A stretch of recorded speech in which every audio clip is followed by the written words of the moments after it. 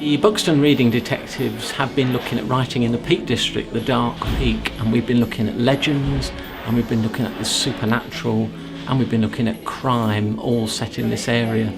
And I think it's raised the profile of the writers who've been writing about here. We've discovered some who are well known, and we've also discovered some writing that we didn't know about. I think the reason I was asked to join in with this project, it's called the Reading Detectives, and here's a group set in Derbyshire being detectives, and I write about detectives, coincidentally, who are based in Derbyshire and operate in the Peak District. So it's a fairly logical conclusion by somebody. I think Reading Detectives has really helped to raise the profile of some writers who might have been unfairly neglected or who we've forgotten over the years. It's quite hard sometimes to get the attention these days. And there are other writers who we might know about but didn't quite realise how much they've been inspired by the landscape and the history of the Peak District. Well, Reading Detectives for me has been exciting because it's completely changed the way I looked at my book stock.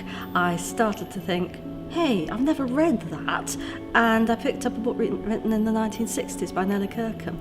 Fantastic story that it's been sitting on the shelves all those years and I'd never read it. Imagine a world that is locked in ice. Imagine the purple-blue heart of a glacier, opening up the gold of the sun.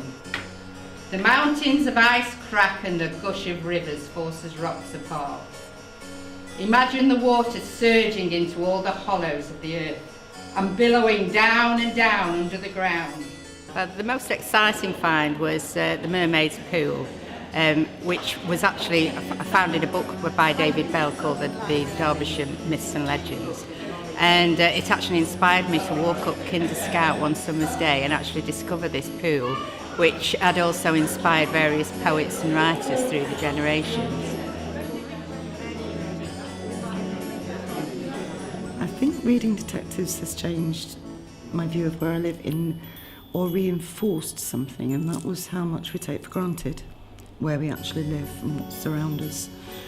Because we're very isolated in Buxton and lots of other little towns in Derbyshire and villages, many people don't ever go out of that town, and so they don't really see what is out there.